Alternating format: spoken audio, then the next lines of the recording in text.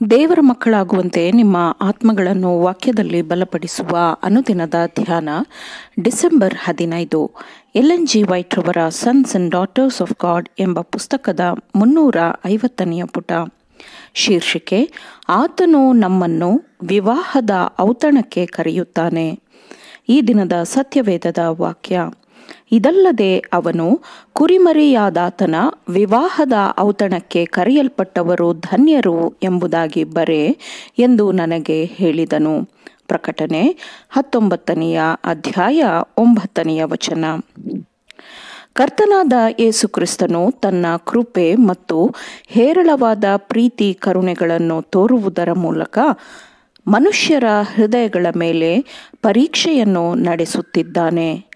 ಆತನು ಮಾನಸಾಂತರದ ಫಲಶ್ರುತಿಯನ್ನು ಎಷ್ಟು ಅದ್ಭುತವಾಗಿ ಮಾಡಿದ್ದಾನೆ ಎಂದರೆ, ಸೈತಾನನು ತನ್ನ ಎಲ್ಲ ಅಹಂಕಾರದ ವಿಜಯೋತ್ಸಾಹದ ಹೆಗ್ಗಳಿಕೆಯೊಂದಿಗೆ ಮತ್ತು ದೇವರು ಹಾಗೂ ಆತನ ಅಧಿಕಾರದ ಆಜ್ಞೆಗಳ ವಿರುದ್ಧ ದುಷ್ಟರ ಒಕ್ಕೂಟವನ್ನೇ ಸೈತಾನನು ಪ್ರಚೋದಿಸಿ ತನ್ನ ಕುತಂತ್ರ ವಂಚನೆಗಳ ಮಹಾಪೂರವನ್ನೇ ಹರಿಸಿದರೂ ದೇವರ ಕರುಣೆ ಪ್ರೀತಿ ಕೃಪೆಗಳು ಭದ್ರವಾದ ಕೋಟೆಯಂತೆ ಆಶ್ರಯದುರ್ಗದಂತೆ ಇರುವುದನ್ನು ಸೈತಾನನು ನೋಡುತ್ತಾ ನಿಲ್ಲುತ್ತಾನೆ. ಅವು ಸೈತಾನನಿಗೆ ಗ್ರಹಿಸಲಾರದ ರಹಸ್ಯವಾಗಿದೆ.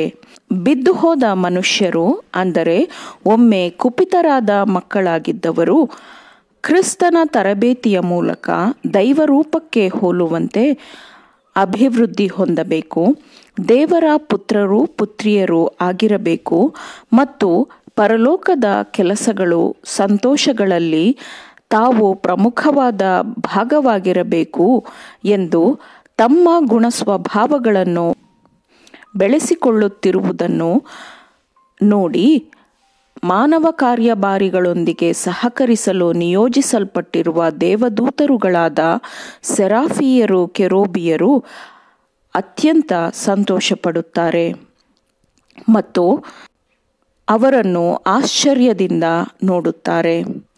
ತಾನು ಕೊಂಡುಕೊಂಡ ತನ್ನ ವಿಮೋಚನೆಗೊಂಡ ಸ್ವತ್ತಿನಿಂದ ತನಗೆ ದೊಡ್ಡ ಮಹಿಮೆಯೂ ಆದಾಯವೂ ದೊರಕುವುದೆಂದು ಕ್ರಿಸ್ತನು ತನ್ನ ಸಭೆಗೆ ಸಾಕಷ್ಟು ಅನುಗ್ರಹಗಳನ್ನು ಸೌಲಭ್ಯಗಳನ್ನು ದಯಪಾಲಿಸಿದ್ದಾನೆ.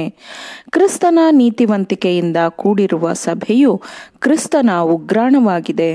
ಅದರಲ್ಲಿ ಅವನ ಕರುಣೆಯ ಸಂಪತ್ತು, ಅವನ ಪ್ರೀತಿ, ಅವನ ಅನುಗ್ರಹವು, ಕೃಪೆಯು ಅಂತಿಮವಾಗಿ ಪೂರ್ಣ ಪ್ರಮಾಣದಲ್ಲಿ ಕಂಡುಬರಬೇಕು.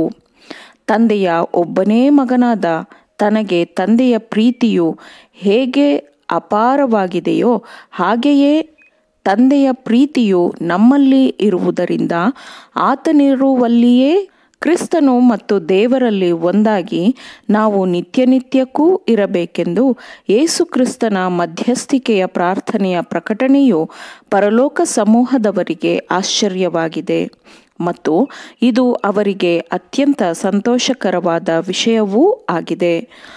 ಸಮೃದ್ಧವಾದ, ಪೂರ್ಣವಾದ, ಹೇರಳವಾದ ಆತನ ಪರಿಶುದ್ಧಾತ್ಮನ ಉಡುಗೊರೆಯು ತನ್ನ ಸಭೆಗೆ ಅಗ್ನಿಯಿಂದ ಸುತ್ತುವರೆದ ಗೋಡೆಯಂತೆ ಇರಬೇಕು. ಆಗ ಅದರ ವಿರುದ್ಧ ನರಕದ ಶಕ್ತಿಗಳು ಮೇಲುಗೈ ಸಾಧಿಸಲಾಗುವುದಿಲ್ಲ. ತನ್ನ ಜನರ ಕಳಂಕರಹಿತವಾದ ಶುದ್ಧತೆಯನ್ನು ಮತ್ತು ಅವರ ನಿಷ್ಕಳಂಕ ಪರಿಪೂರ್ಣತೆಯನ್ನು ತಾನು ಅನುಭವಿಸಿದ ಕಷ್ಟ, ಸಂಕಟ, ಅವಮಾನ ಮತ್ತು ತನ್ನ ಪ್ರೀತಿಗೆ ದೊರೆತ ಪ್ರತಿಫಲವೆಂದು ಕ್ರಿಸ್ತನು ಭಾವಿಸುತ್ತಾನೆ. ಯಾಕೆಂದರೆ ಮಹಿಮೆಯ ಮೂಲನಾಗಿರುವ ಕ್ರಿಸ್ತನಿಂದ ಸಕಲ ಮಹಿಮೆಯೂ ಪ್ರತಿಫಲಿಸುತ್ತದೆ. ಆದುದರಿಂದ ಕುರಿಮರಿಯಾದಾತನ ವಿವಾಹದ ಔತಣಕ್ಕೆ ಕರೆಯಲ್ಪಟ್ಟವರು ಧನ್ಯರು ಎಂದು ವಾಕ್ಯವು ಹೇಳುತ್ತದೆ. ಆಮೇನ್.